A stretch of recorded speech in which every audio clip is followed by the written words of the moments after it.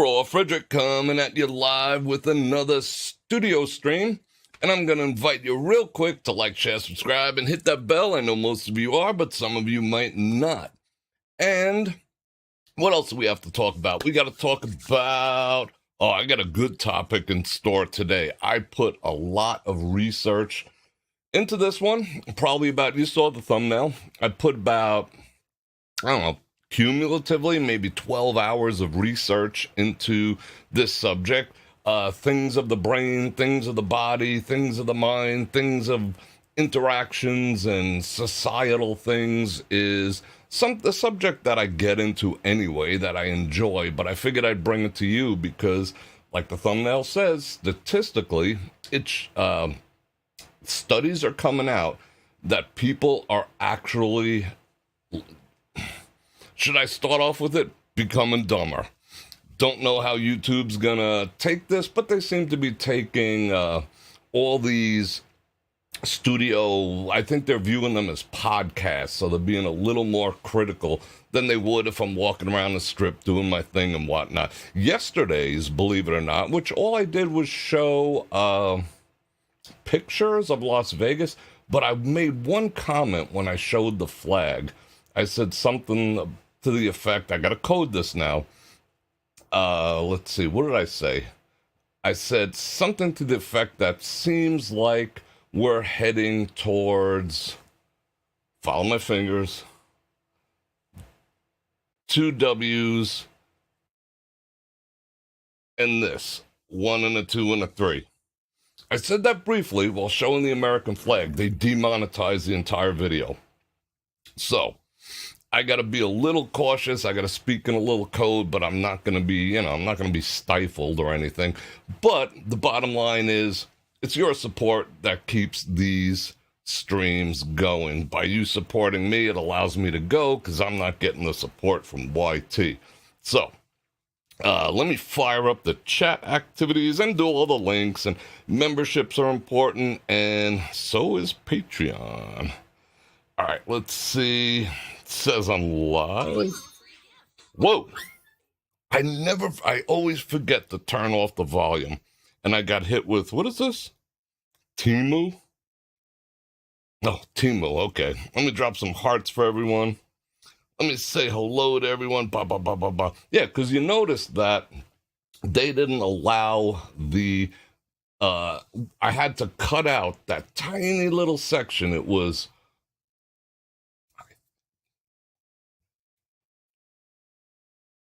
8 words, 7 or 8 words that I said. And after I cut that out, they finally released that video this morning at like 9:30. So it missed all the views and all the rest of that. And they demonetized it. But at least you can watch it now, because I thought I put up some pretty freaking amazing pictures of Vegas. If you guys want to see more of those, just let me know. I do have close to 10,000 in various categories: nature, buildings, architecture, you name it, people. And that could be a regular thing that we can do. Yep, the hearts are back. Pa, pa, pa, pa, pa. I'm dropping them all. Let me say hello to a few people. What do we got? Let's get out of top messages. And 61 people. Okay. I hope YouTube goes ahead and, starts boosting the audience a little bit. Bring in some new faces. That would be awesome. Let's see. I'll start out by saying hello to John, Jim Wolf, Sony, Mary, Marie Bell, Angie, Venus, Angry Swede is in the house. What's going on, brother? And Broette, the missus. Val Marie loves slots. Hello, my intelligent friends. I think I have. If we're going to go on the bell curve, I do believe the majority of my audience resides on the right side of that bell curve, because you guys are just intelligent. I like that. That's why, I think I appeal to a more educated and a more critical thinking crowd, and that's not popular these days, and I'm going to show you why in a little bit. Let's see. Scott, what's going on? Big shout out back to you. Sylvia, I did not get over to the P.O. box, but I will be heading over there tomorrow, and I do thank you in advance. Carolyn, let's see. Erin is here. Tomek. I think I got everyone. Sean is in the house. Leaf Farmer. And you guys saying all the hellos to each other and all the good stuff. Will you be on the strip Thanksgiving week? You'll be in town and really want... Rachel, most likely. I generally don't go anywhere for Thanksgiving, so I'll be around during that week. Definitely. At the bare minimum, think about when that Saturday night is during that week, and I can almost guarantee I'll be out there on Saturday night. Saturday night's a thing. Tomorrow, I still have not figured out or found out from anyone when the picketing is supposed to start tomorrow. So if you guys hear anything or read anything, because I've been scouring all the local stuff, I cannot find out when the MGM pickets by the Culinary Union are actually starting or a time frame. So I want to be there. I want to check it all out. So I just don't know when to go. And to be on standby, and, I don't know what to do, like hang out on Facebook and wait for someone else to announce it, but I cannot find any definitive answer. And I even pinged the Culinary Union, and they said nothing. So if you guys know, pass that info along to me. I don't care if it's 8 in the morning, 8 at night. I want to be there, show it to you. And Friday is AMA, Ask Me Anything, which is probably my favorite live stream of them all. Saturday night will be out on the strip. I might make it a longer one because I do have a little more time on Saturday than I normally do. So I might go like 2, 3, maybe even more hours. So that should be fun. Wannabe. Yeah, so let me know. I'll look it up too when that Saturday is on Thanksgiving week. This year has gone so fast. Has it gone fast for you guys too? It seems like it's just absolutely ripping by. I mean, I remember this summer went quick, thank God, but it's Thanksgiving. It's let's not, I know a lot of you guys love Halloween, so say, it's almost Halloween. What is it? 2 weeks away? Thanksgiving, Christmas, New Year's. I don't like New Year's. New Year's to me, I'm not into making resolutions because, nobody sticks to those. It's just weird. Oh, it's a new year, new me. You should be working on yourself every day. But it's always sad because that's always been the demarcation line of the end of Christmas for me. There's no song sadder in my world than Old Lang Syne.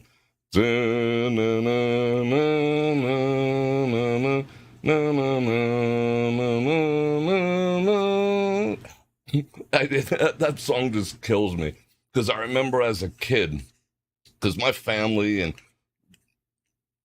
the extended family and everyone else and the friends of the family were all big into Christmas, but we had to sit around and watch the ball come down. It was like the latest night you could stay up as a kid. And I remember every time that song came up, I was just like, ugh, Christmas is over. The tree's going away. Back to the usual. Ugh. Yeah, I just remember being like sad when I was a kid and going back to school, So F Old Anxiety. Okay. I already cracked this one. So let me drop a couple more hearts. I want to get right into this subject matter. So again, new people, if you're jumping on board, I'm going to invite you to like, share, subscribe, and smack that bell button. And I thank you in advance for any support, including super chat, clicking on links, and it is still Prime Day. I did score a couple deals. I picked up 2 new bedside table lamps. They run on Bluetooth. That way I don't have to go click. Everything runs on Bluetooth. I don't know if that's good or bad, but I don't have to like click this one and click that one. I'm like a hotel room now. I'm like, pa. But they haven't showed up. But they were like $50. and they were like 40% off. So I got them for like 29 or some 27 plus tax or whatever it was. So that was pretty awesome. It was almost two for the price of one. I left them in my cart. That was like the only thing in my cart that they actually whacked down pretty heavy. So if you're going to do some shopping for Prime Day today, go ahead and do that. But like I said, we're here to talk about, are human beings becoming dumber? Proof is yes. We're going to talk about why it's a bad thing, why it might be a good thing. And I researched. I did a lot of research. I have empirical data. I have studies we're going to go over. I have theories we're going to go over. And mind you, I'll say in advance, I'm not a medical professional. I am not a doctor. I am not a psychologist. All I am is someone who just researches. And I read, and I read, and I read, and I read stuff. So all this information you can find out on your own also, but I figured I would condense it and bring it to you. That is also one of the problems why people are becoming dumber, is because we don't physically read anymore. Like things like this. The living the wisdom of the Tao. People don't read anymore. You know, I still believe in books. I have them all over the place. I mean, maybe I'm not reading War and Peace, but I still gather knowledge from books. People do not read books, and it's a proven fact that actual reading of books and literature through neuroplasticity trains the mind and raises the IQ. How many people read books? Like if you see someone looking at a book, right? You're on the plane, you're waiting to take off, you're sitting out on the runway for an hour, and someone's reading a book. What are people looking at? They're like, weirdo. Because you're supposed to be on your phone, you know, playing games and on TikTok and all the rest of that. So, we're going to jump over to the computer in a minute, but all jokes aside, we can say, oh yeah, we can so tell that people are getting dumber, but there is a reason for it. All you have to do is look at TikTok and realize people are getting dumber. In some cases, all you have to do is look around. If you want to see it in action, there's a lot of YouTube videos out there. Just search Gen Z or Gen X, or in some cases millennials, answering questions or can't answer questions, where people go man on the street style and ask people things like, where's China? Or what is the capital of America? Or what's 2 plus 2? And people don't know. People literally do not know, and it's kind of frightening. So it's pretty easy to prove. I'll tell you a story real quick. There is a dollar store, not a 99-cent store, but a Dollar General that I go to once in a while for two specific things. When you check out, and I look, when you check out, okay, it's $17.42 or whatever, I hand over a 20. They enter 20 into the cash register, and up pops, when it comes time for the change, up pops a pictogram. I shit you not. A pictogram displaying what the change should be. So in this case, they showed dollar bill. They showed a picture of a dollar bill, and underneath it says 2. I shit you not. And then it has a picture of a quarter, a graphic, not even an actual picture. It has to be a cartoon. That way it's more readily digested. A cartoon of a quarter, and it says 2, and then a cartoon of a dime, and then it says 1, and then a cartoon of pennies, and they follow along the pictogram. Oh, two of those. Oh, not these, those. Oh, yeah, that has that thing like this on it. Was that a 1? Okay. Like I even hear it in the casinos. Like people playing slot machines. They don't call them aces. Let's see, jacks, queens, kings, and aces, which they technically are. I hear people starting to call them J's, Q's, K's and A's.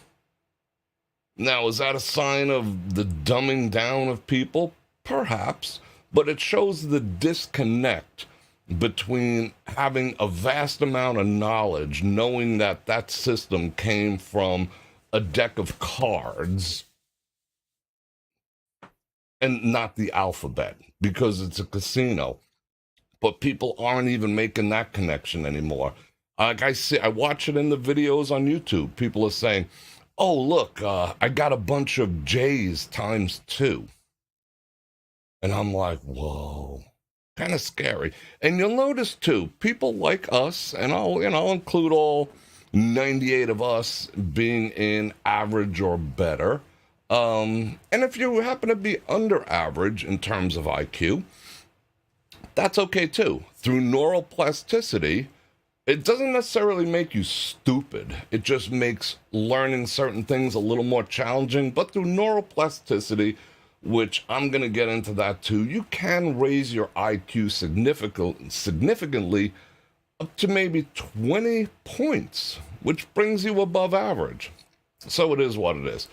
But people with higher intelligence in this climate of lower intelligence becoming lower will tend to be more frustrated.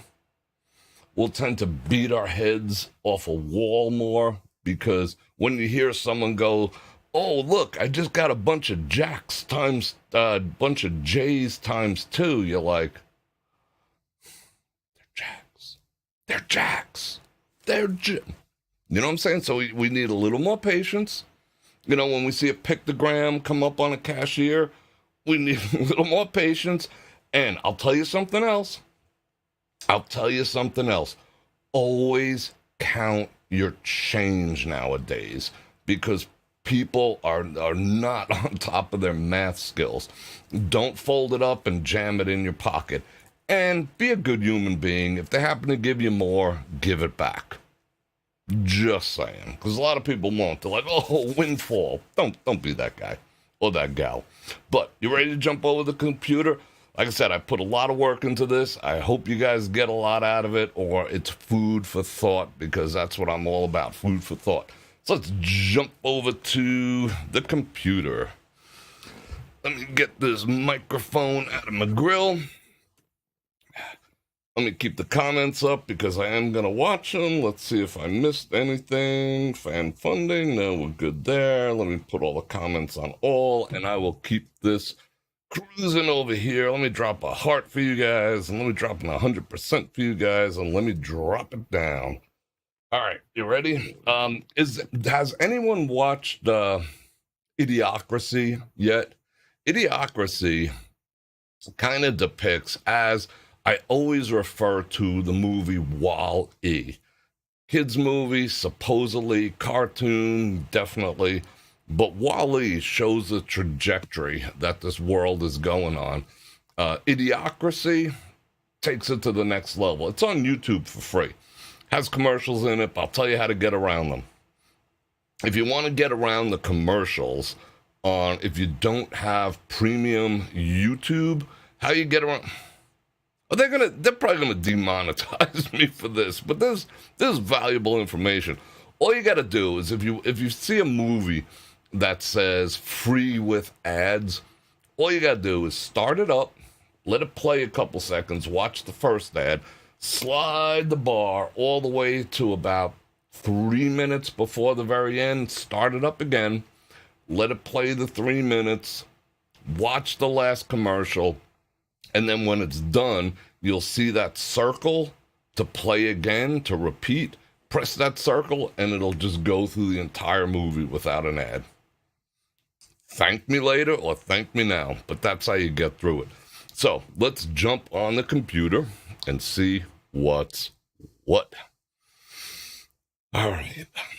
You just rewatched it. Yeah, I watched it again too, in study. Like I said, I did a lot of study and research to bring this to you. So I'm going to show you a couple of graphs that depict what is going on. And we're going to talk about them. I will narrate some. Here's the average SAT for reading and verbal scores. And this comes from highly accredited universities. All these things you could find yourself. You could research yourself. That's why I wanted to do it with pictures and graphs, because I want to show you that this information is out there. It's not just conjecture, and I'm not just talking out my butt. This is the real deal. So back in approximately 1970, the average SAT reading score was about 523. We've had a couple of bounces here and there, but just like a stock trending downwards like Anheuser-Busch. Look where we are in 2015. This chart, I couldn't find a more current one, but I'm sure it dips lower than this. So we have lost about 30 points in average on SAT reading and verbal scores. Reading and verbal is basically the ability to read and comprehend that which you're reading, because people don't even read anymore, let alone off the internet. And verbal scores, being able to communicate the ideas of their own mind and what they have read. That is the purpose of this SAT score. And that has been in an ever steady decline. Frightening, eh? Reading is fundamental. Let me get this crap out of the way. There we go. Let's blow it up. All right, next graph. Here is a prediction based on where we're at. Now, I'll preface by saying IQ isn't the be-all, end-all. IQ is not the be-all, end-all of intelligence, but there is many different IQ tests, and most of these studies are not based on one. They're based on a multitude of IQ tests and parameters and functionality tests. Some people say that IQ tests are skewed. Some people say that they are IST with the RAC in front of them, which at one time, yes, some studies were indeed used to push certain agendas, especially prior to WW, if you know what I'm saying. So they can be taken with a grain of salt, but they have been perfected over time, and it's the cumulative effect of multiple different ones that tests different regions and different areas of cognitive intelligence. So it's not just one that these are coming off. So let's get back over there. All right, now we see, let me pop me out of there. The average score of intelligence, the average IQ is based on a factor of 100.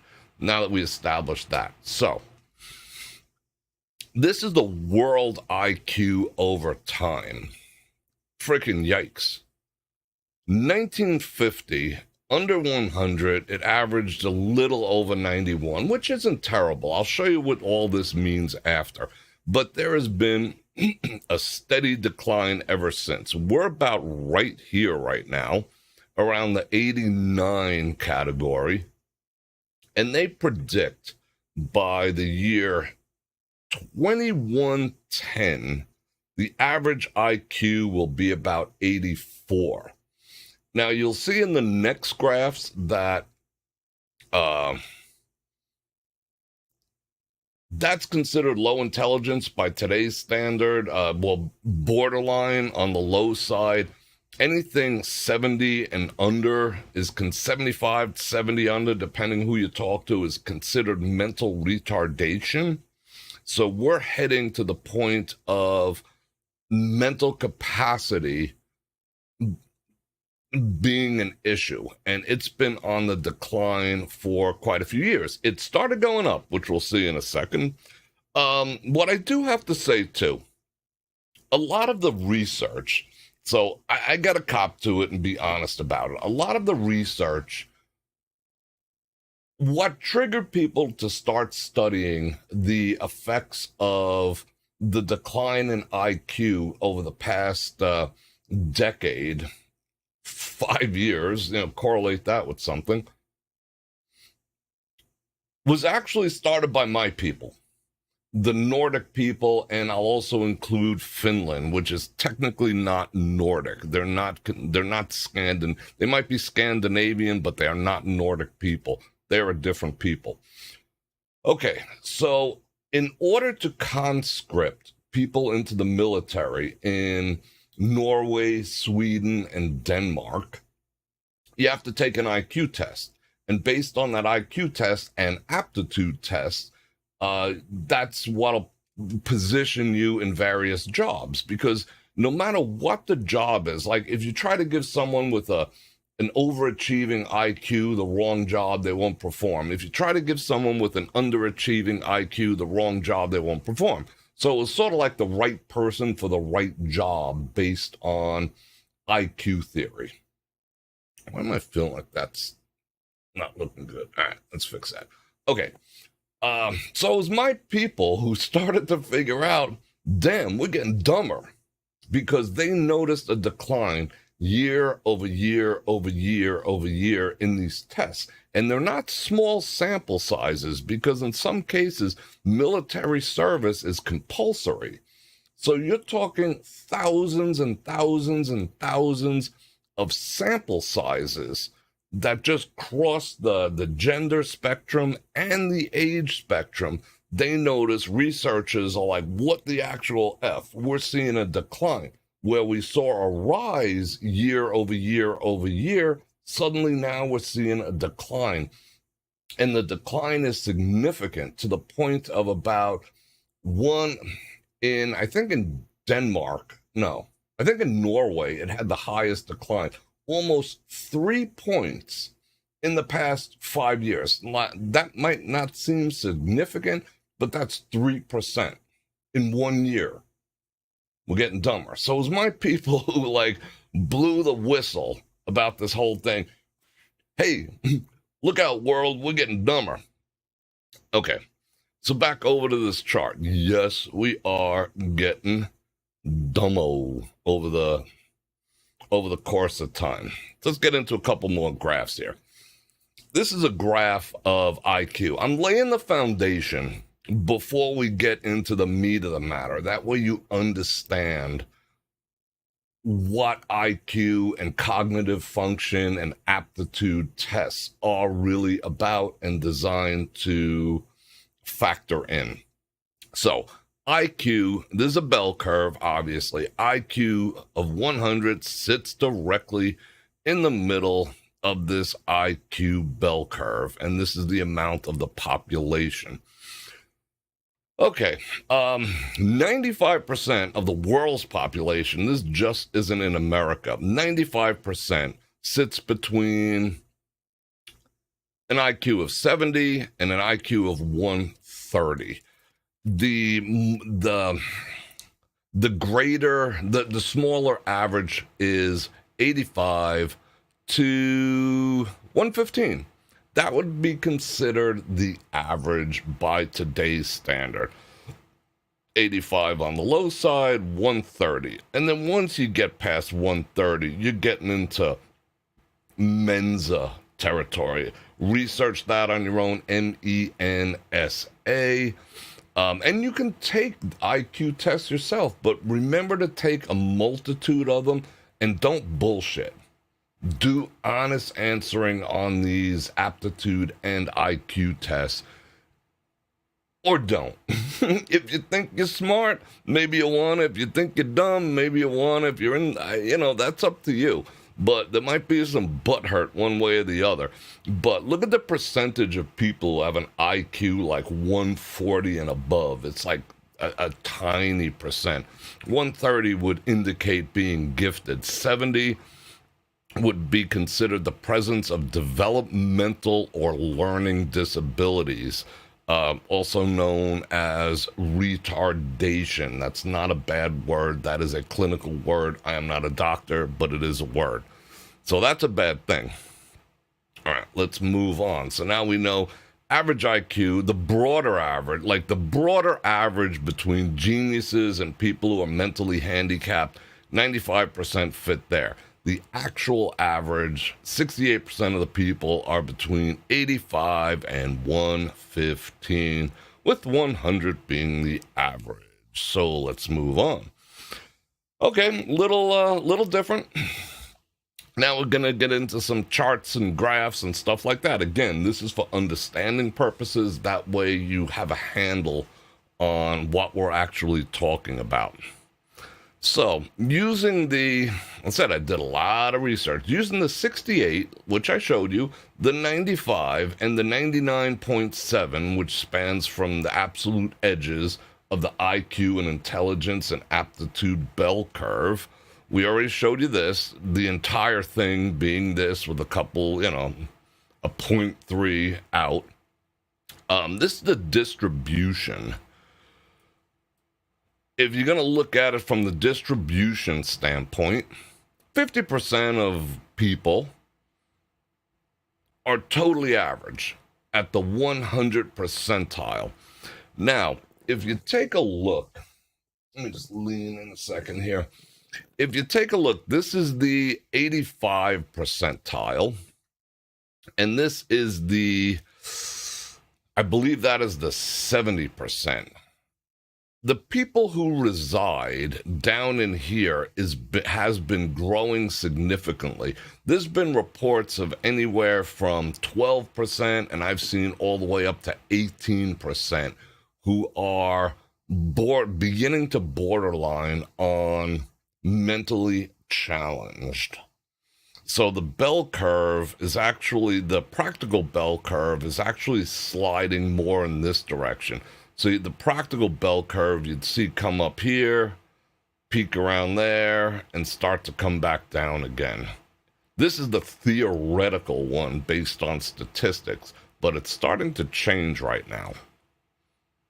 I hope I'm not losing you yet. Stay tuned. You got to dig this. This looks a little weird, doesn't it? Do I got a dirty mind? I don't know. Looks like something. All right, here we go. Again, this being the average IQ, this being the 68 number, this being the 95 number, and here we have the IQ of 80. And in the lower IQ statistic, 14% of the population currently is in the borderlining of having mental challenges and difficulties, and it has not been that great, but now it is getting there. And there was a little quip up here I wanted to read too.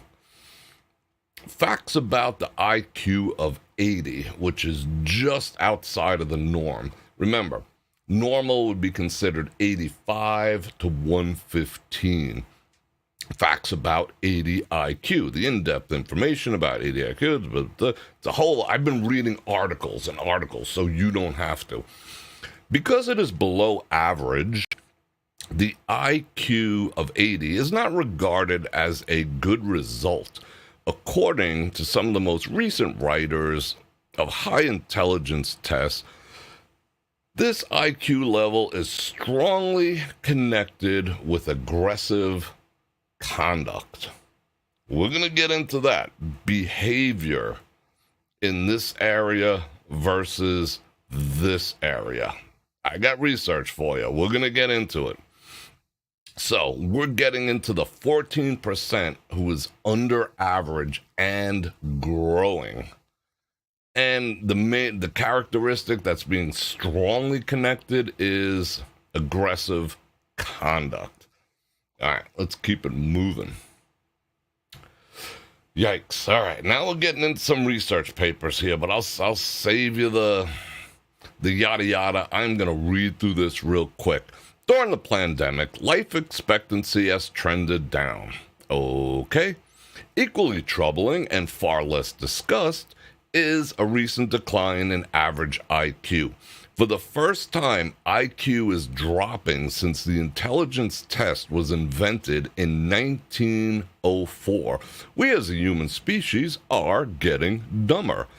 Despite criticisms and limitations, according to its own inventor, IQ does not fully access intelligence. This measure of intelligence has been widely used. Okay, we're going to get into the Flynn effect.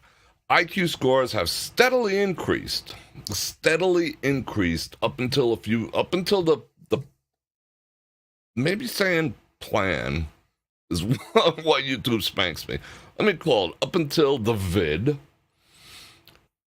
Up until the vid, people's intelligence was actually growing by 2 percentage points per decade. That's significant. And it's been like that since 1904. 2 points per. We were on a scale going up. For the first time, once the vid happened, we're going down. That is, look at that. But no, forgive me if I misspeak, or if you want to correct me on any of this, feel free with further research, of course. Don't just say, Bror Fredrik, you know what the hell you're talking about. Come at me with facts, because I did my research. This phenomenon is called the Flynn effect. Excuse me, 3 IQ points or more per decade. Okay. This gets interesting. 2 studies, one by Brown University and 5 other universities, and another by Columbia University, have all concluded that cognitive development is declining. Like I said, these are peer research studies that are coming out saying this. This is not my opinion. You can look around and figure out your own opinion, but you could also read these. You can click on this stuff. They have found that babies born after the vid have lost 22 points in IQ, or the equivalent, or wiping out the equivalent of 70 years of IQ gains. And yes, they do cognitive and IQ studies on infants and children. There are ways to do it. This impact is more profound for boys and children of lower socioeconomic backgrounds. It goes on to say how they do the research, and you can read all this for yourself. They scored cognitive and motor development of 700 kids, and found out that things are not looking good. But they also say that there was starting to become signaling of a massive drop just prior to the vid. Like I said, you can go and check all this out for yourself. I don't know what the correlation is between the vid and IQ. We're talking falling off a cliff.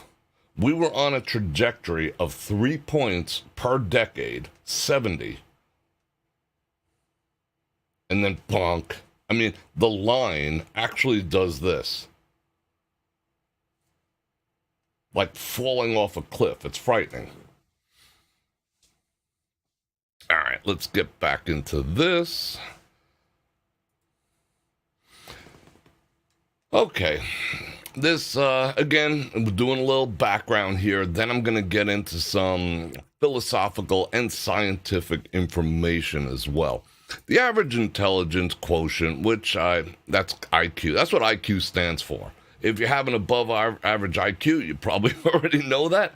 But if you don't, now you learn your IQ just, took a hit up. Good on us. Good on you. The average intelligence quotient, IQ, is between 85 and 115, but this number can vary between countries, states, and even geographical regions. IQ stands for intelligent quotients. Okay.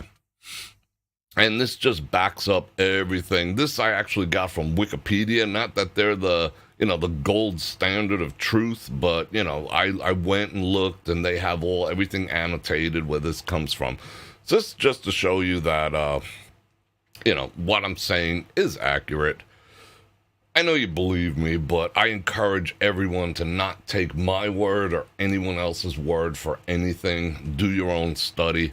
In general, the IQ score is defined by the median of 100. Scores above 130 are labeled as above average or very superior, while scores under 70 would be considered below average or labeled as borderline impaired.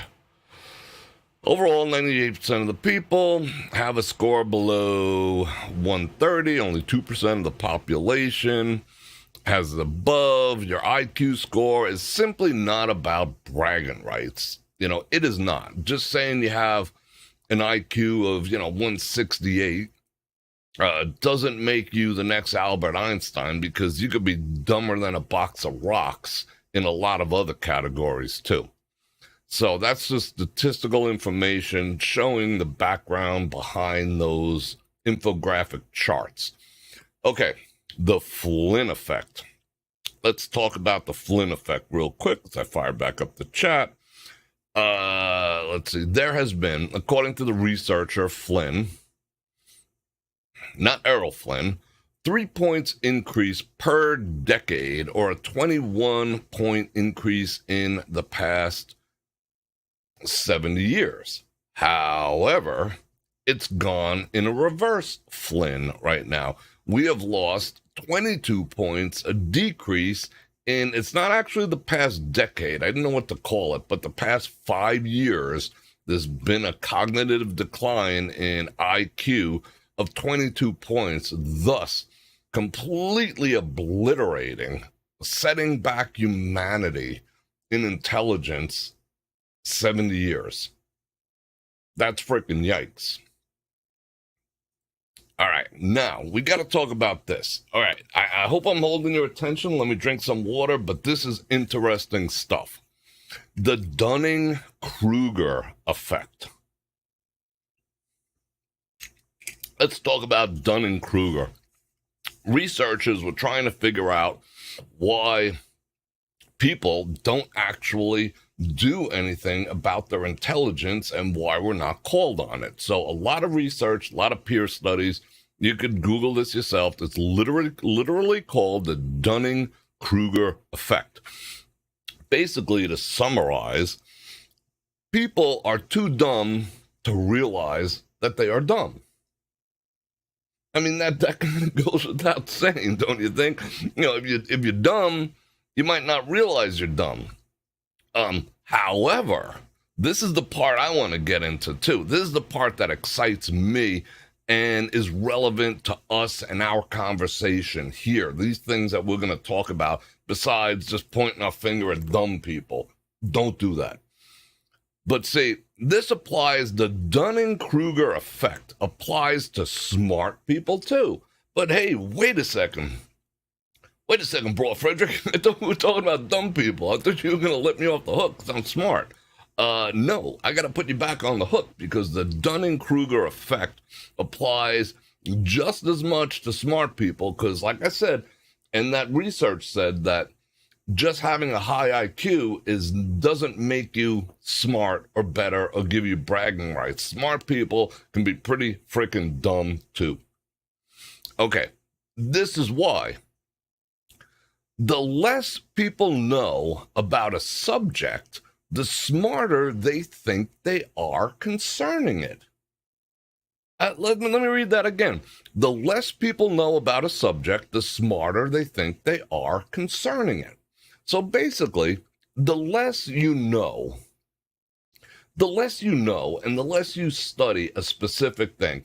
If you get tidbits, if you get your news from memes on Facebook or on Instagram, if you're just listening to the news and digesting the crap that they want to shove down your throat, you are not gaining enough information to fully comprehend and to fully grasp, to fully understand, to fully reiterate or make your own the facts about a situation. But you'll think you're smart, and you will regurgitate that which you've heard on such a minimalized, compressed level, and most of the time you're being told what to think, that you think you're smart about it. I saw a meme that agrees with my predisposed opinion, thus I am smart. So smart people fall prey to the Dunning-Kruger effect just as much as dumb people. Now, dumb people, like I said, going back here, some people are just too dumb to realize that they're dumb. But again, this applies to smart people too. The less people know about a subject, the smarter they think they are concerning it. And we are seeing that in spades now. We're literally seeing that in spades. It's almost frightening. So, basically what I'm saying is research, study.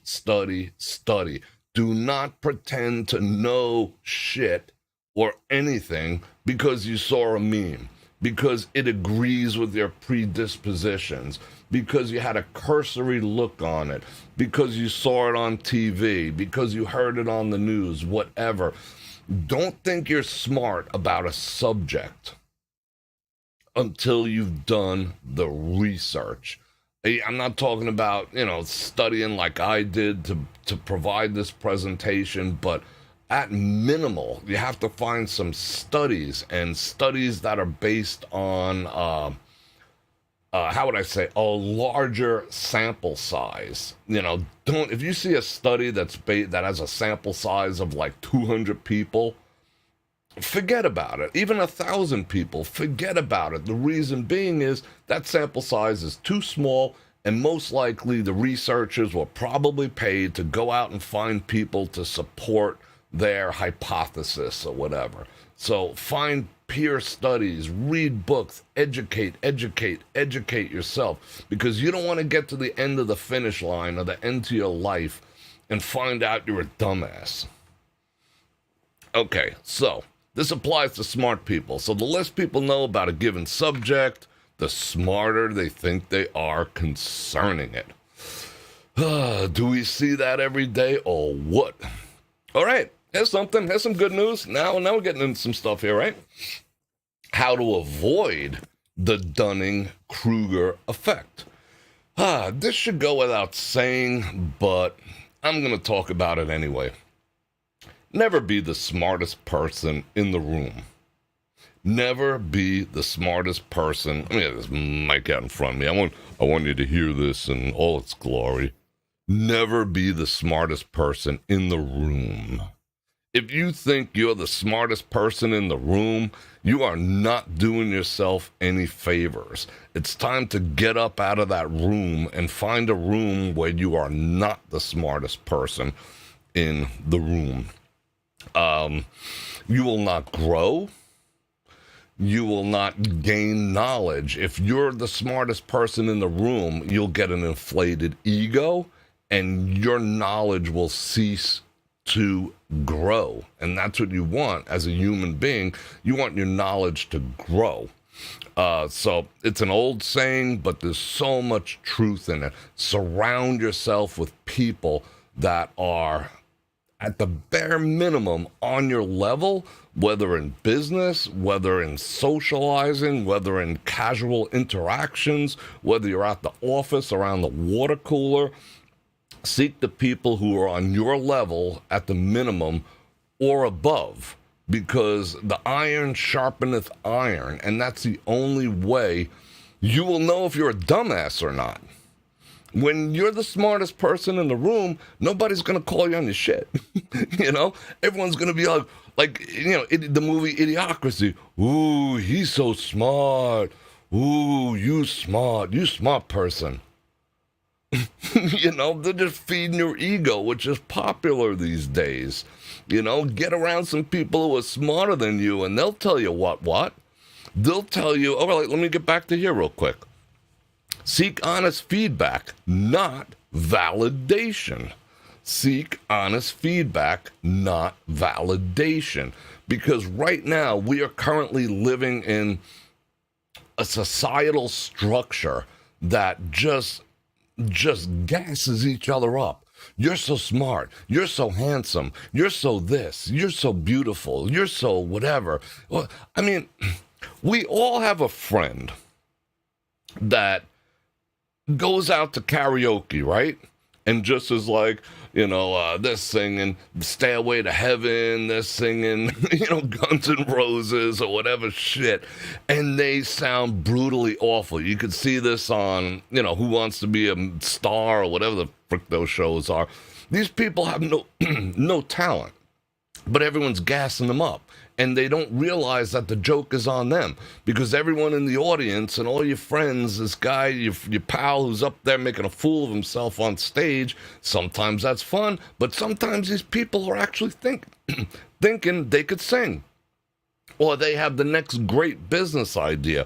Or they're geniuses on some level, or they're so beautiful. Oh, I'm a 10, The Lizzo effect.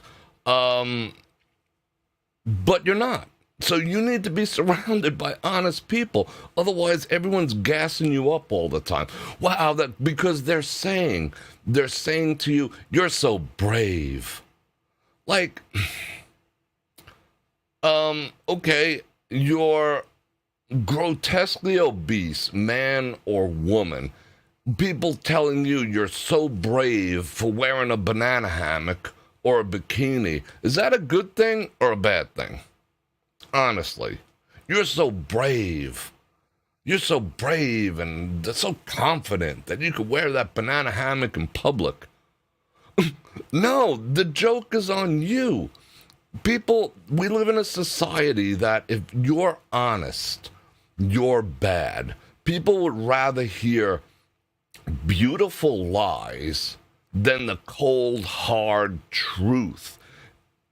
And if you want to remain in ignorance and have that whole ignorance is bliss thing, go for it. Seek validation. Validation. That's what everything's based now on validation. Don't. Somebody talking about me? What's my nose itching? Or is that the ears? Something's going on. Anyway. Seeking validation, that's the whole society. You're so brave, you're so strong, you're so independent, you're so beautiful, you're so smart. You can sing A for effort. Everyone gets a trophy. Now this is what we have to deal with. We have to undo everyone gets a trophy. Because now you have to surround yourself with people who are honest. If you have a business idea, run it past people who are smarter than you, and they will tell you, if they're honest, whether it's going to flop or whether you have a winner on your hands. You want to be a singer, you want to be the next Garth Brooks or whatever, don't go to the local place. Go around some people who could really sing and say, hey, do you think I got what it takes? And they won't blow smoke up your ass. And they'll be like, no, don't quit your day job. That's what you have to do to be a better person. You have to be able to seek out honest opinions and by people who may, for the most part, be smarter than you. Seek honest feedback, not validation. But we're in validation land. Everything, 2023, the year of validation. You're so brave, you're so strong, you're so independent, you're so smart. In your own mind. And the problem is people are believing their own rhetoric. So that's why dumb people don't realize they're dumb. And beautiful people who are not beautiful people don't realize they're not beautiful people because everyone's telling they're beautiful people because they believe in their own rhetoric. Not that there's anything wrong with being average or below average, but believing beautiful lies is not doing you a service. Okay, here's some interesting facts that I scoured out of some studies. Is low IQ contagious? Studies have shown that it is indeed contagious. Frickin' yikes. Because this was a study with thousands and thousands and thousands of people I came across. Again, you can find it. Loners and people who are asocial, they call it, tend to be of higher intelligence, further along or maybe even on the right side of the IQ scale. Those who run in groups tend to be of lesser intelligence. Now, what is that saying? Is that saying that, stay, be a loner if you don't want to be a dumbass? Does it automatically mean that if you're a social butterfly and you have a big social group and you like being around people and all that, you're going to be dumber?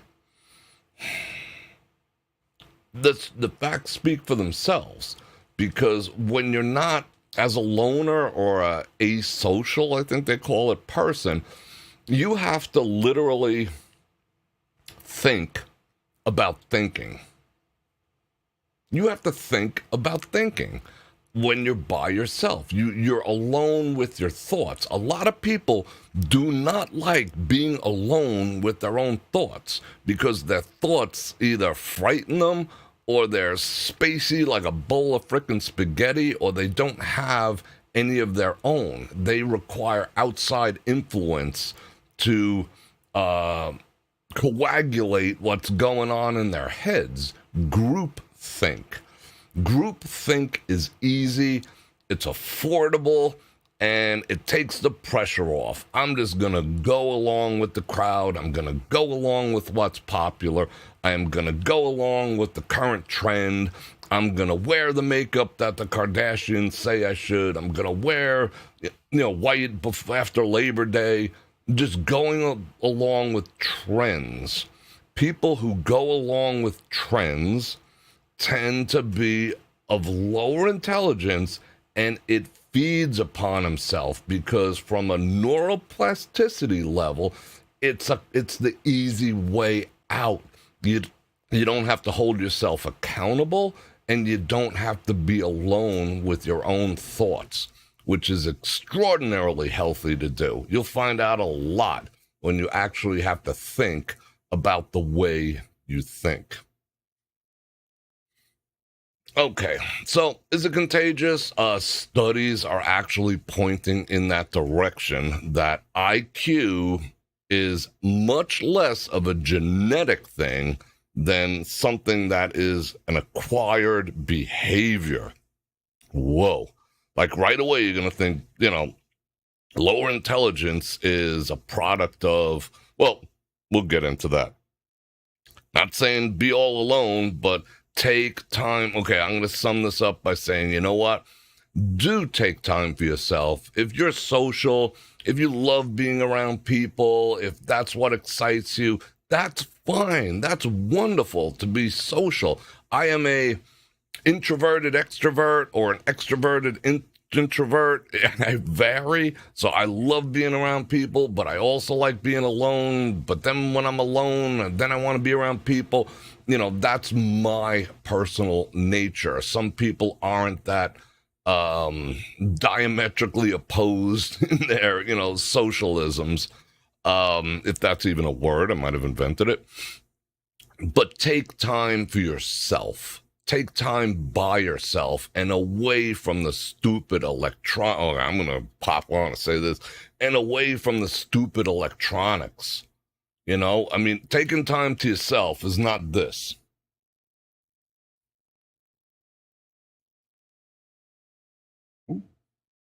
That's not taking time alone. That's not taking time for yourself. Take time alone with your own brain. Go inside the supermarket. Put the phone in the pocket. Do whatever. Like when I do like tiny things, sometimes I don't like being out with the phone, but being without the phone for emergency reasons. I want to be able to, call up the crew. But if I just run inside the P.O. box, I'll leave the phone in the car. If I happen to get into a line, I get to think. Thinking's good. Why do I wash my own dishes? Do I have a dishwasher? Of course I do. You know what I use it for? I store my blender, my protein, my NutriBullet, my flour. I store shit in my dishwasher, because washing my hands and washing my dishes and doing like certain manual tasks, like Sunday is my chore day. I might put on some music, but I'm not taking the phone. I'm not checking it, yada, yada, yada. I'm I'm in me. I'm thinking, experiencing, I'm having my thoughts, I'm having my ups, I'm having my downs, I'm thinking about thinking, I'm thinking about myself, I'm thinking about life, I'm thinking about things, I'm replaying things that happened during the week to analyze them. I'm thinking about what I'm going to do next week, yada, yada, yada. Taking time for yourself is vital for your mental health and your intelligence. And leave this over there. All right, let's get into the next one here.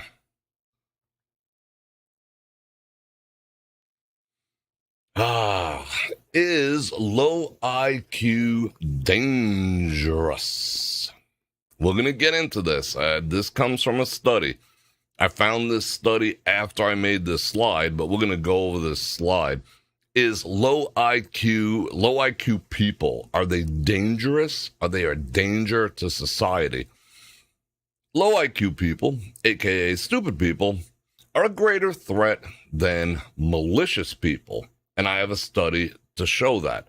Plus, have you ever heard the concept of useful idiots? We're going to talk about that too. You can say, how did people, how is this possible that people believe this? How is it possible that, just before WW11 plus, people were capable of doing horrendous things?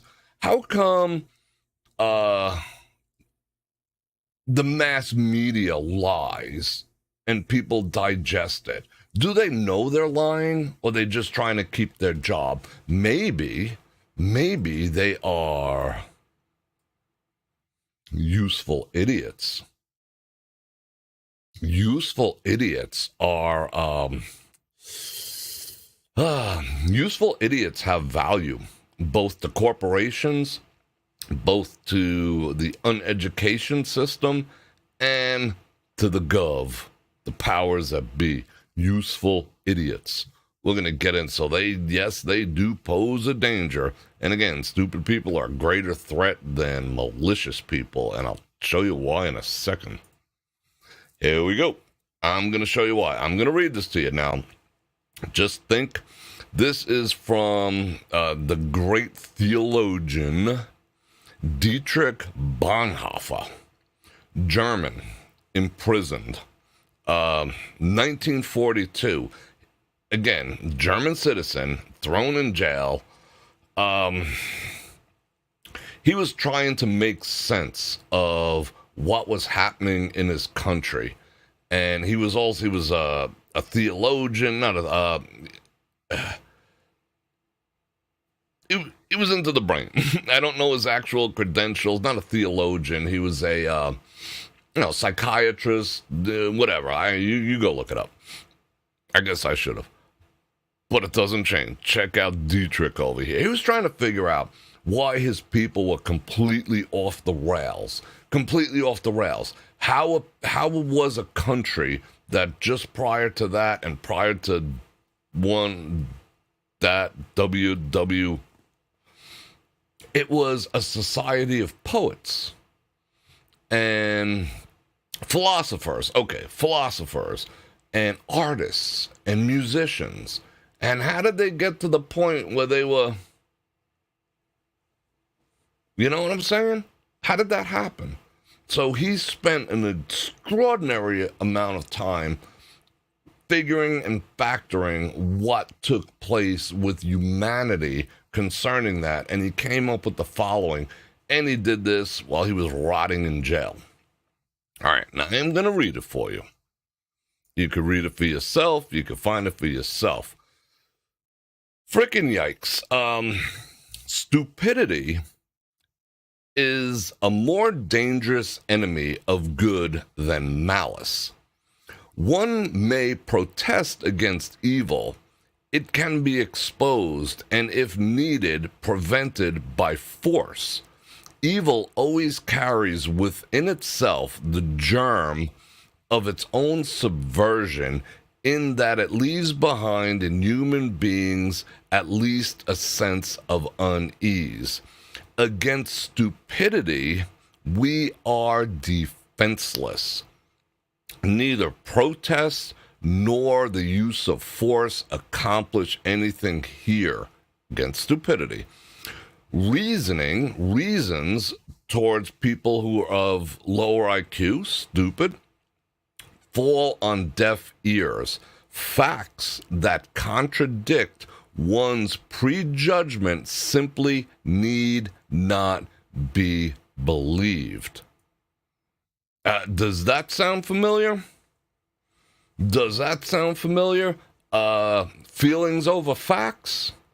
I mean, how many times can you show someone a study and you could see it on live TV every night? Someone will look at a study and be like, nope, that's an anomaly. That's, or they'll come up with a study that, like I always say, the concept that if you say all shit stinks, someone out there will say, no, it doesn't, Bror Fredrik, because, dinosaur poop, it's a fossil, so it doesn't smell. So you're wrong, Bror Fredrik. But hey, wait a second, dummy. It's not dinosaur poop anymore. It's a rock because it's a fossil. Oh no, you're still wrong, Bror Fredrik. People are just not willing to hear the truth. I hear your facts, but replace them with my own. Okay, so let's read that again. Neither protest nor use of force, so you can't even beat someone into thinking correctly in most cases, accomplish anything here. Reasoning falls on deaf ears.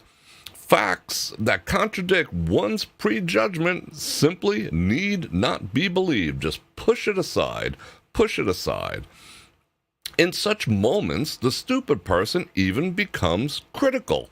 And when facts are irrefutable, they just are pushed aside as inconsequential or as incidental. In all this, the stupid person, in contrast to the malicious one, is utterly self-satisfied and being easily irritated becomes dangerous by going on the attack. For that reason, greater caution is called for when dealing with a stupid person than a malicious person.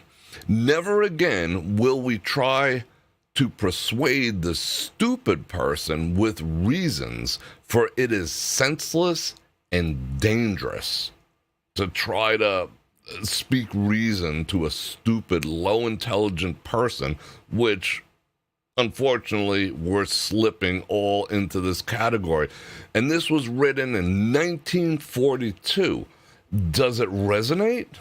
Is any of these words resonating with what we see going on around us right now on Twitter, Twatter, on TikTok, on the news, on YT?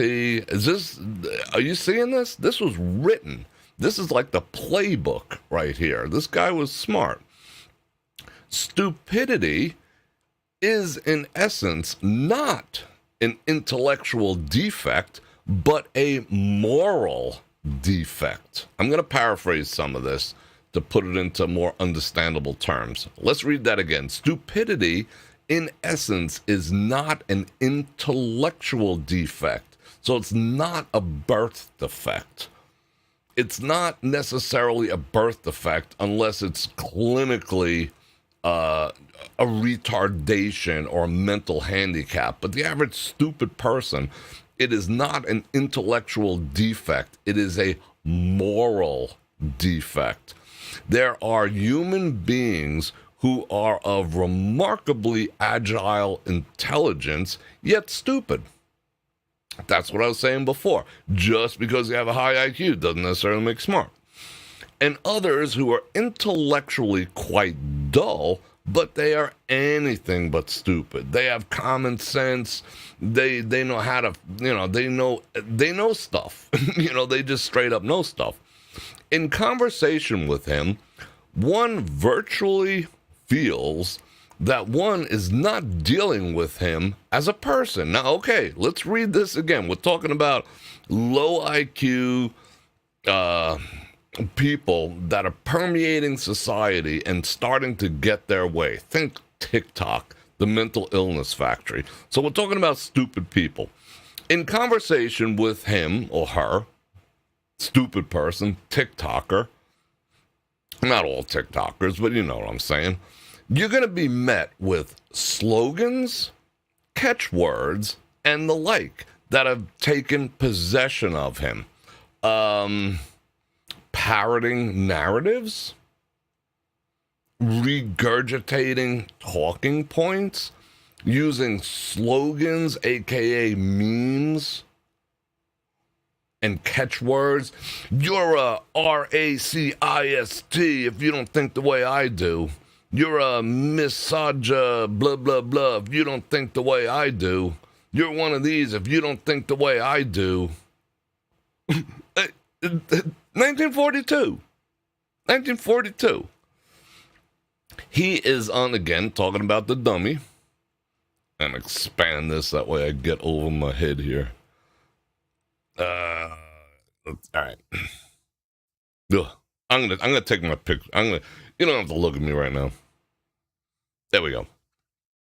He is under a spell, blinded, misused, and abused in his very being, having thus become a mindless tool. The stupid person will also be capable of any evil and at the same time incapable of seeing that it is evil. Frickin' yikes. 1942, this cat figured it out. Are we not seeing that everywhere? The catchphrases, the finger pointing, the useful idiots that are out there just wrecking the world, but they're having their way with it at the same time because, you know, these squeaky wheels are getting all the oil. They're getting all the attention. And like that movie, Idiocracy, you know, like he was scorned for being more intelligent. They're like, you're smart. Really? But that's where we're getting. Intelligent people are going to be attacked by people of lesser intelligence because it is a moral.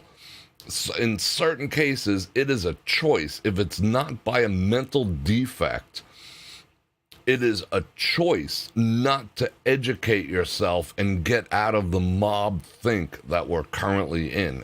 It's a fascinating subject. I hope you guys are fascinated too. And he also goes on to say, but I didn't find the quote. He goes on to say that the only way to fix a stupid person, you can't. You cannot fix a stupid person.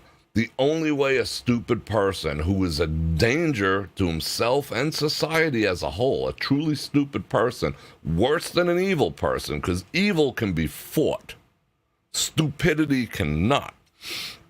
The only way that you can ever overcome stupidity, you cannot on your own. The only way a stupid person has to overcome stupidity himself. He has to have an awakening because it's more of a moral issue, believe it or not. Interesting. More of a moral issue than an actual intellectual issue. The true concept. This guy's called the father of the theory of stupidity. So just go look up the theory of stupidity. It has all the facts and data and whatever. He has to come to a realignment and a reawakening in himself that he's going to say, I'm tired of being a tool. That's where that word comes from. Maybe that's where that word comes from. Being a freaking tool. I'm tired of being a tool. I'm tired of being a tool for the powers that be. I'm tired of repeating what everyone else is saying. I'm tired of mob think. I'm tired of going with the flow. I'm tired of being used, of my resources, my mind, my energy. I'm tired of being used. I want to be independent. I want to be free. I want to think critically. That is the only cure. but it starts with the person. And how often is that going to happen? But I digress. All right, let me sip on some water here. Hold on. Okay. Let's see, how we doing on time? We're doing good on time. Okay. Now we're gonna deal with you guys enjoying this? You guys seem to be enjoying this here. I mean, we only got 81 people, but 81 interested people, so that is a good thing. And I appreciate your support and you guys being here for this. The dangers of low IQ. Again, statistically proven. People with lower IQs tend to be more aggressive because they fly off the handle. They don't have, if you don't have your facts straight, you tend to take shit really, really personal. You ever notice that? You ever notice that people who don't have their facts straight take everything personal? You know, if they were more educated, if they weren't just agreeing with a meme they saw on Facebook that happened to agree with them, and suddenly they know everything, the Dunning-Kruger effect, when you contradict them, they get freaking pissed. They get angry. They get hostile because they view that as a personal attack. So people of lower IQ tend to be more aggressive and pose more of a threat. And of course, they tend to be less productive because tomorrow's another day, less willing to adapt. They could see change coming. They could see winter coming. They could see the trees falling off, the leaves falling off the tree. But, wait, hold on. There we go. They could see the trees falling off the tree, but they won't prepare for winter. They won't start canning goods. You know, they see things coming, but it just doesn't register the same way. They're less willing to adapt to different things. And they are less willing to listen to reason because it's feeling over facts. If your fact, no matter how reputable it is, they just will discard it in favor of what they happen to think. And, of course, people of lower IQ are more likely to adopt mob mentality. And you can see that. You can see that everywhere. You can see that in fights that take place. You can see that in Waffle House. You can just see that shit everywhere. You can see it in politics. You can see it in gender-driven issues. You can see it in everything. People who have lower intelligence and lower IQ, which it's panning out to be. I showed you that it's going down 22 points in 5 years. They're more likely to engage in mob behavior, where someone of greater intelligence would be like, I don't think I should be setting fire to cars. Just saying. Okay. So, let's continue. Oh, this is interesting. I'm going to scroll. I can't scroll down all that far. I don't want you reading ahead. Don't read ahead. Don't be that guy. What are the causes of low IQ? Oh, yikes. We'll cover each one of these, not in depth, but nobody seems to know. I have not found one study that says, I found the reason why people are dumb now. You could blame a lot of things. To me, people say it's environmental, there's something in the water. I've heard it all. But these are some of the popular theories. I tend to believe it is cumulative amongst all. Some people say it's even has to do with this, if you know what I'm saying. That has not been proven. That could be all tin hat. Some of this can be tin hat. But cumulatively, I think, and stay tuned, I'm going to show you one that's definitively proven to lower IQ. After this slide, I am going to show you one, don't go anywhere, that will butt hurt the hell out of you. but it's factual, proven truth. So stick around. Let's just get through this, and I will show you. I'm not telling you to butt hurt anyone, but there might be some butt hurtage going on. Causes of low IQ. We've all heard the song. Been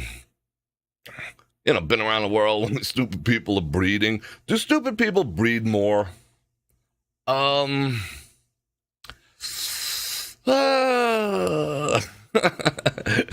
Is that truly debatable, that stupid people breed more? Is that the cause of lower IQ? Maybe not in and of itself. But people who do not think about consequences, which tend to be lower education, which tend to be lower intelligent people, statistically do have more children than people in either higher income brackets or of higher intelligence, because in those two cases, they tend to think more about it. They're like, gee, Biff, I don't think we should have more than one child, because how are we going to put them through Harvard? So we'll just have one. Because they're thinking about Harvard, they're thinking they got to buy the Porsche, they have a different set of criteria, or they're rationalizing it just from a monetary standpoint, Marge. I think, that we should only have 1.1 child because according to the given economic climate, that's higher intelligence. Sometimes leads to lower offspring, whereas lower intelligence, you think first, ask questions later. They tend to, lower intelligence people do tend to have more children. Not saying that automatically their child is going to be dumber, because, but genetically, if two dumb people get together and make a baby, it might be a dumb baby too. Two people, smart people having a baby might have a smart baby, but that's not always the case. The problem is when you're having tons of kids and you can't afford to educate them, they might become dumb, So that comes down to here. Poor parenting. Is it the education system? Well, our education system was designed to get people to learn how to, the 3 R's, reading, writing, and arithmetic, which is so funny in and of itself that they call it the 3 R's. The 3 R's, just in that statement is stupidity. Reading has an R, writing doesn't have an R, arithmetic doesn't have an R, but they call it the 3 R's. And people are like, 3 R's, there's 3 R's. So the education system, just in the 3 R's, is dumbing down the people. Because all we needed when people came off the farms and came into cities, and then, WW whatever happened, we needed people who not only knew how to feed the chickens, but we had to educate them so they could work in factories. Because the Industrial Revolution created a need for factory workers. So we needed to teach them the 3 R's. They were so dumb back then that they needed to be called the 3 R's, even though there's only an R in one of them. I find that ironic AF. But anyway, so they got learned how to read, write, and count. And that's where our education system, for the most part, has remained for decades, to produce functional factory workers, corporate yes men, and people who nod, keep their head down, and plow, and clean rooms, and do all the things for that society needs done, and have a basic understanding of math, can understand when someone tells them to do something, and tell their friend. That's what we're doing. So is it an education thing? Quite likely, because our education system blows. Here in Nevada, we're at the bottom. It blows chunks. Social media, perhaps? TikTok, the mental illness factory? Getting your memes and sound bites from social media? Not putting down your phones? And never ever reading one of these? A book? Reading something on your phone is not quite the same as reading one of these. Don't lie to yourself. Go out and read, and not Playboy. Read a friggin' book. It doesn't have to be War and Peace, but read something you like reading, but frickin' read. Read. It rewires your brain. It increases intelligence. It's been proven. Social media has been proven to dumb down society, and it's being done on purpose. And when I say on purpose, it's because of social media companies are becoming, just like casinos are becoming experts in the psychology of dopamine. Social media makes casinos look like goody two-shoes when it comes to manipulating your dopamine levels and dumbing you down. Lack of reading. I just covered that. Read. Please frickin' read. The government? I'm not talking about contrails, but who knows?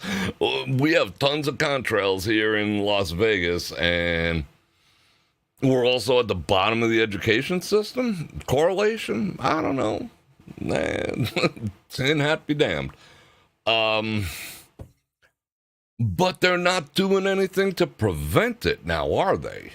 They are not doing a damn thing to correct the course, because what's going on now is useful idiots. Useful idiots are so valuable to the powers that be. So do you see them stepping up? Do you see the news or any government agency getting on TV and saying, guess what, people? We have something that's going to help. We have a pill that's going to do this. We have a theory to do. Oh my God. Even the food pyramid that we've all come to trust. The food pyramid that's being pushed on us is a bunch of bullshit. The whole entire food pyramid is a lie. It comes from corporations wanting to sell, and the government sold out. So the government isn't even honest enough to tell you what food is good for you. Beef is bad. Cow farts are killing the environment. All lies. Stick to the pyramid. Eat cheap grains. Holy cow. They love a good, useful idiot. The government is not your friend. It's not on your side trying to help useful idiots. All right, I'm demonetized again. I hope you guys are paying attention, because this video is probably not going to be up tomorrow. Or maybe it will, but in a different form. Okay, neuroplasticity. I am going to do a whole thing about neuroplasticity. Neuroplasticity is the wiring, how your brain gets wired, and it can change. The wiring of your brain, the neurons, change. You could literally be dumb and become smarter. You could literally become smarter. You could be smarter and become dumber. You can be a high achiever and become a low achiever, and vice versa. You could think the sky is blue and wire your mind to see it as red.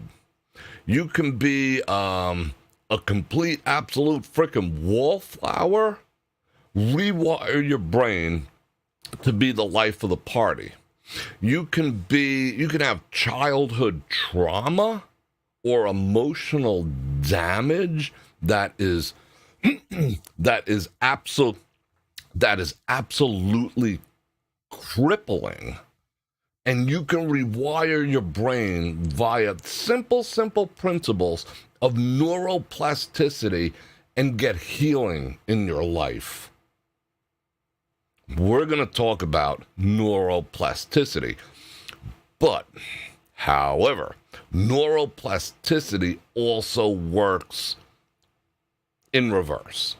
your brain can be rewired to become a useful idiot. Like the expression says, you are what you eat. Why do you think? Okay.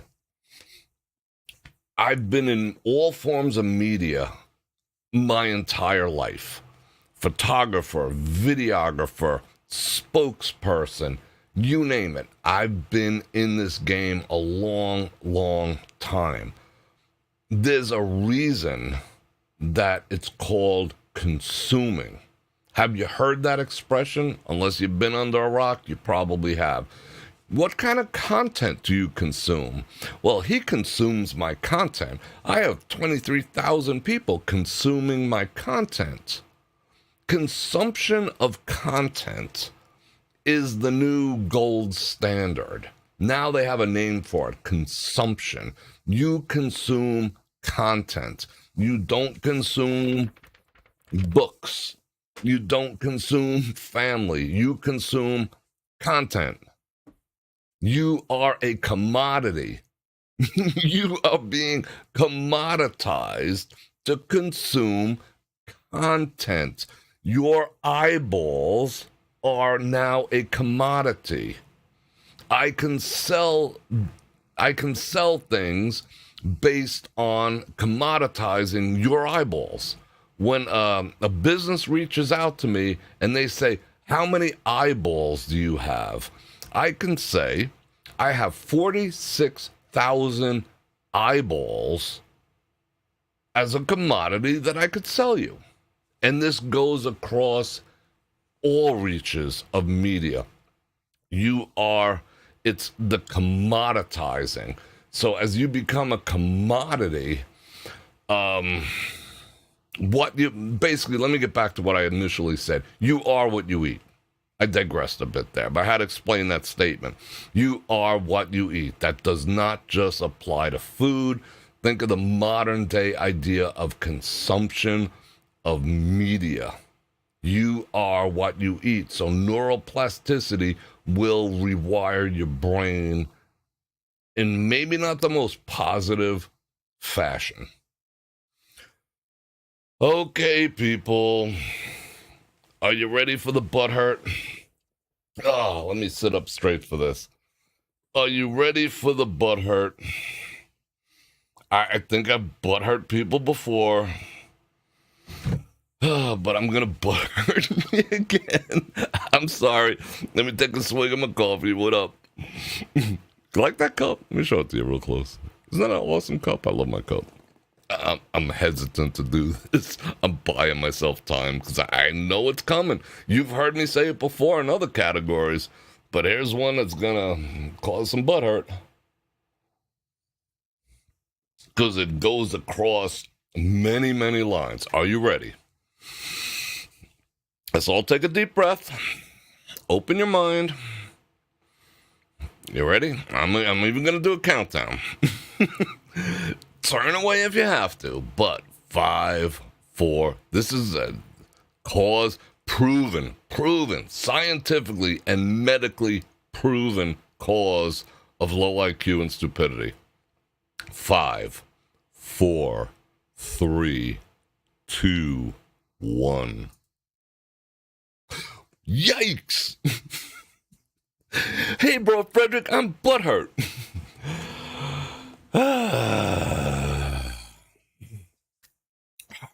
I'm sorry. I'm sorry. I truly am. I am sorry. But it's the truth. It is 100% the truth. Why do you think alcohol and 420 was not considered, like I was considered non-essential? Why in the world would alcohol, it's definitely getting demonetized, why would alcohol be open and say, hey, guess what? We'll even deliver it because it's essential.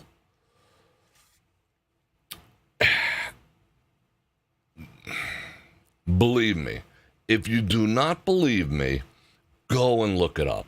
please do not fall into that category of going back a few slides that says the less you know about the subject, the smarter you think you are about it.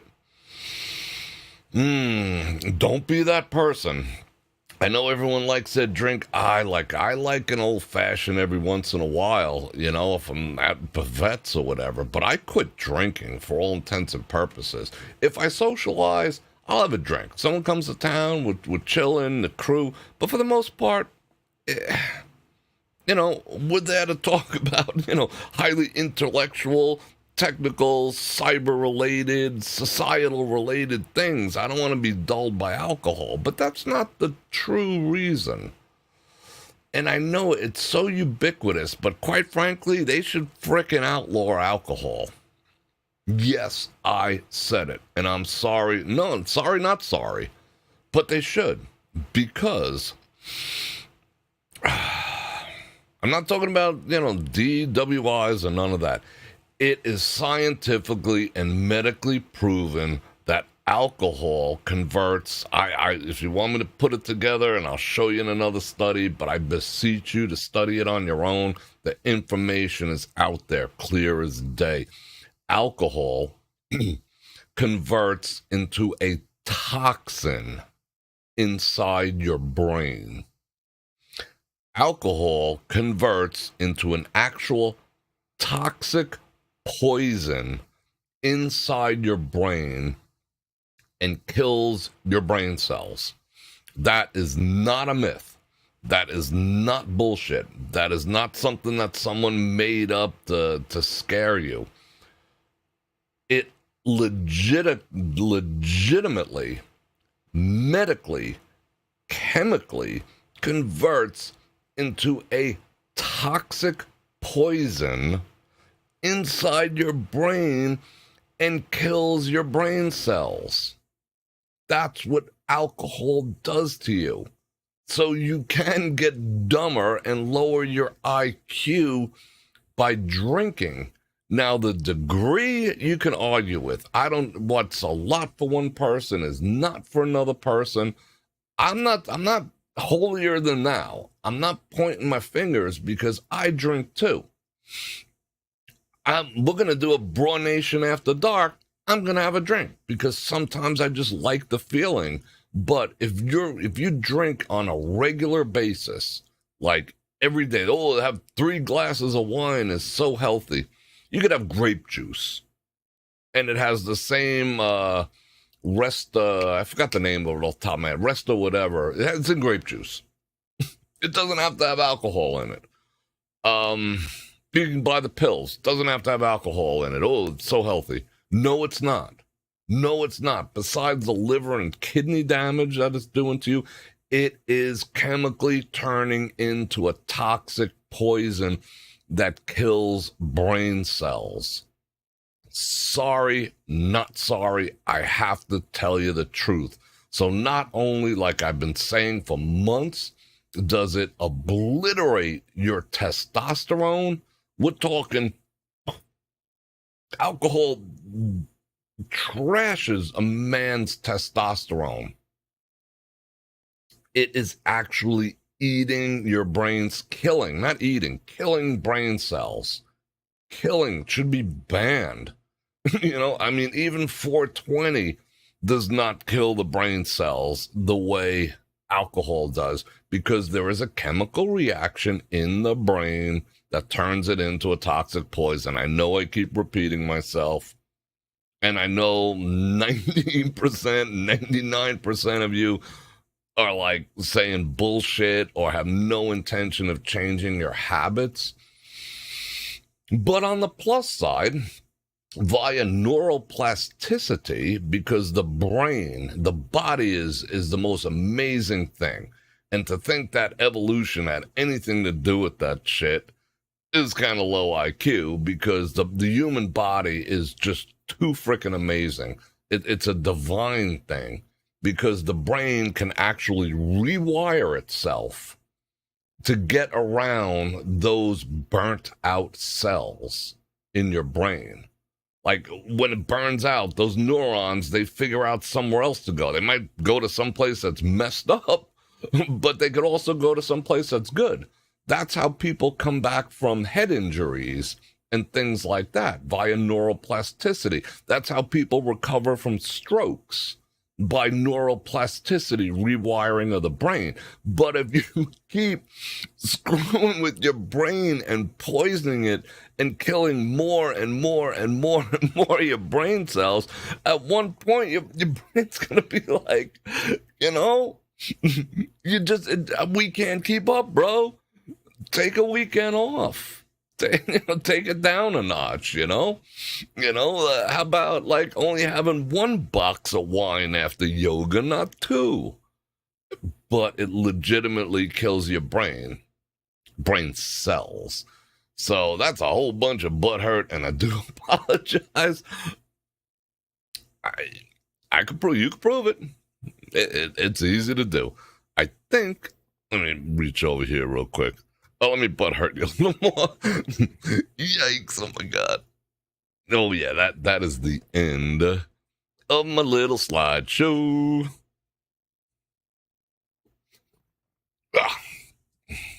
So let's bop on over here. So I hope you learned something. I hope you appreciate the effort that I put into bringing that to you, and I hope you don't hold me accountable for telling you drinking is killing your brain cells, but you know it is.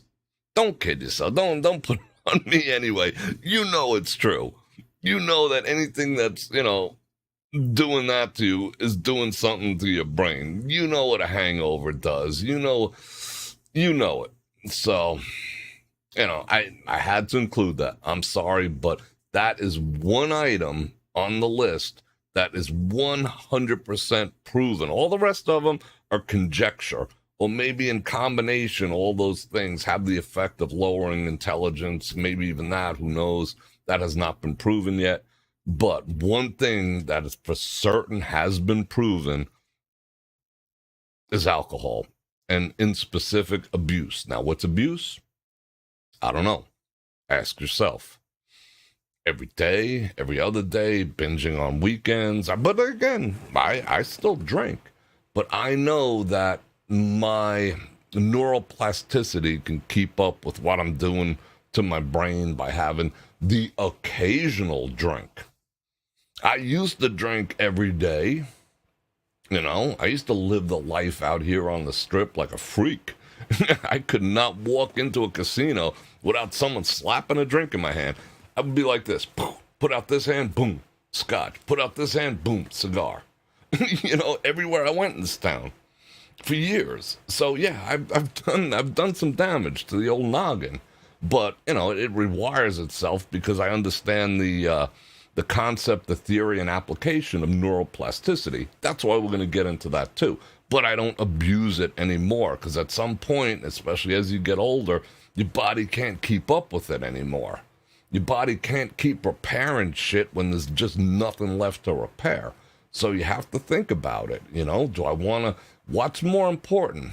A good time and feeling like shit in the morning, or maintaining my brain cells and potentially not getting Alzheimer or dementia when I'm older? Because that is a frightening effed up thing. Not only for you, but for the people around you to get, ALS or some Alzheimer's or something like that. Stop recognizing your family and all that type of shit. Woo, I ain't wanting to go there, So social drink, I'm at Bavette's, eating yeah, I might have 2, I might have 3. But I train my neuroplasticity on the regular. All right, so I hope you got something out of that. And if you have any questions or comments or anything to add, drop them in the comment section. And yeah, I was going to say, and on that note, Bror Fredrik out. But we're not done yet. I got to catch up on all this stuff. Let's see. All right, let me check first. What time is it? Oh, that one. I hope you like these long ones. There's no way to break down a subject like that into 10 minutes. Hey, neuroplasticity. Hey, this is why people are getting dumber. Because that's not giving you the information. that hour and a half, I just condensed like 12 hours of reading and study into, an hour and a half. But, I know people like, the shorter takes, but I might cut this up too. We'll see. All right. Angry Swede with the 5 Bananaramas. That's $1, 8 quarters, 20 dimes. I think that's a good one. That is a good one. I appreciate that. And Maria with the 5 Bananaramas. Thank you, bro. Enjoyed this very much. I appreciate you, and I appreciate you. Thank you very much. Let's see. Joe, Lord of the Rings, says, hey, Bror Fredrik, what are your thoughts on cigarettes? We can get into that on a whole nother one, but they do not destroy your brain. They might be destroying your lungs, but there's other ways to offset that as well, just like neuroplasticity, this lung stuff and whatever. Bottom line is, don't abuse your body. You could use it, but don't abuse it. I mean, even from a biblical standpoint, even the Bible comes out and says, don't do anything to excess, whether it's good or bad. Like, too much jogging could be bad. Too many cheeseburgers is bad. Too much bench pressing is bad. So even from a biblical level, too much of anything is bad. Anything in excess is bad. So, okay. And Jonathan Kent with the 5 Bananaramas says, great advice, my friend. Thank you very much. For the financial support, I'm like PBS. I gotta start. I'm not gonna do any PBS marathons, but I might run a Tiege Hanley real quick. Let's do that. Like PBS. Check out your Tiege Hanley. 30% off. Link in the description. Don't be looking like a freaking catcher's mitt. Nobody wants to see that. But yeah, I mean, this is funded by viewers like you. Legitimately, PBS. Abuse is consuming more than you can tolerate. No, well, yes and no. Yes and no. Because, in most cases, tolerance increases over time. Better or worse. The more you drink, the more tolerance you have. So I could say, well, this week I could drink a 6-pack every day, but next week, I could drink a 12-pack because my tolerance is better, so I know my tolerance. But you're abusing because tolerance increases, and good side. If I'm jogging, this week I could jog 5 miles. Next week I could jog 10 miles, so my tolerance is increasing, but you're destroying your knees. So tolerance isn't an indicator of what abuse is. Abuse is just... I mean, I don't even want to get into the actuals of it, but abuse, that's a whole nother subject too, what the definition of abuse is. Abuse is... how would I define abuse from a practical level? Abuse is... when you allow something to whack your priorities. That, I think, would be the most layman's, guttural way of thinking about abuse. When you're doing something that you know you shouldn't be doing, or you just can't help yourself from doing, and it's starting to climb the priority ladder, even working out. When you're starting to view, running the 4-minute mile more than spending time with your family, that's kind of abuse. When something that should be a plus to your life starts climbing your priority ladder, and other things that should be up here are starting to come down, that's abuse, if that makes sense, in my opinion. We shall see. So sorry. What are we talking about? I cannot. Let's see. I want to read every single comment in here, and I'm going to take the time to do it. I'm kind of excited to see the feedback on this. Because I got more. I don't know. I mean, just based on the fact that there's only 79 people watching, like if I did the same exact thing walking on the strip, there'd probably be like 400. So hopefully, YouTube's gonna figure out how to bring the audience here, but I hope you guys appreciate this. This is the stuff I want to do. These are the things the messages I want to get out. I mean, I still want to have fun and, whatever, kick it with you guys. But I think these are the things that matter. Because, I mean, just go back for a second real quick. Let me just go back here real quick as you like. And come to this. This thing I read you right here. Stupidity is more like this whole entire thing that was written in 1942 is relevant today, and people need to start thinking about things like this because we are running the risk of like seriously going to hell in a handbasket with like Pink Floyd said, when people come to dig us up generations from now, they're gonna say, what did these people die of? Why'd they go extinct? And in the Pink Floyd song, it says, because they amused themselves to death. We're on the cusp of amusing ourselves to death. And I don't mean amusing like in amusement park. I'm talking about the distractions, the whatever. And you notice that if someone starts waking up and critically thinking, they get ridiculed by the masses, by the mob, because that's not allowed, because that poses a threat to groupthink and to mob think and whatnot. And, critical thinking, you freak, you ist, you must be one of those. You must wear the red hat. You must do this. You must do... Why? Because I think for myself? You can categorize me? I thought we're not supposed to be categorizing each other. But it's okay when the group categorizes the individual, because the individual cannot fight the group think. That's why I find these subjects extraordinarily interesting, because I like interpersonal dynamics, I like brain stuff, and I like body stuff. These are the subjects and relationship stuff. These are subjects that just straight up intrigue me. But there's a need for it now. And unfortunately, discussions like these, especially in this setting, are getting squashed. Like, I know what's going to happen once I sign off. There's no ifs, ands, or buts, like PBS, I depend on your support. But... just being here is support. So yeah, I want to keep having these. I hope you do too. I hope you're getting something from them.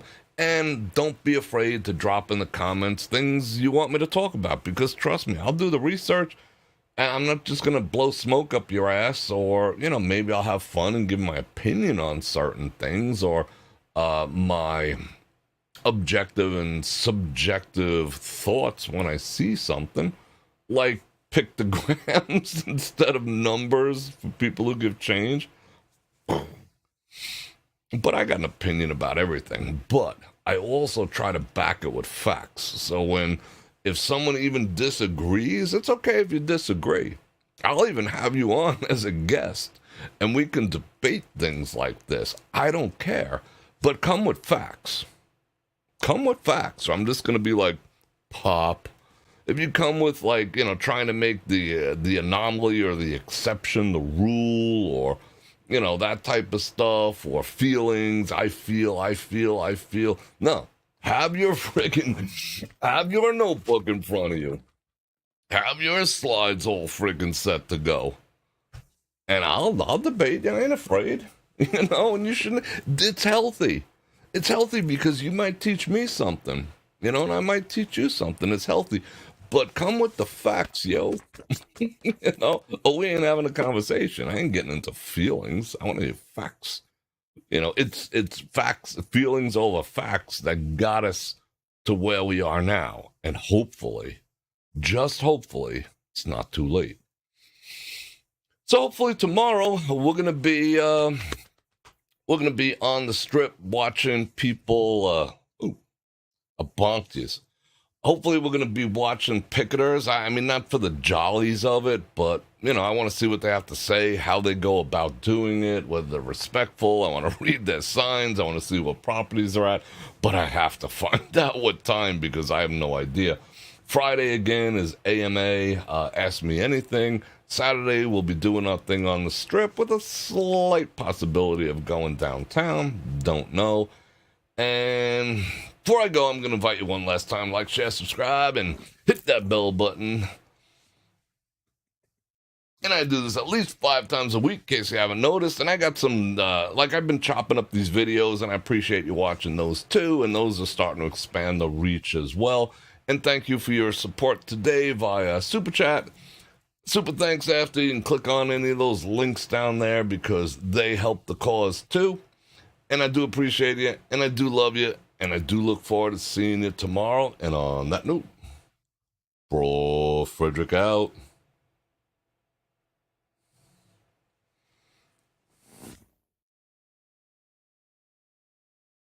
Oops, wrong button. How about... All right, let's do that again. Bror Fredrik out. Check the mic and make sure it sound right, boys.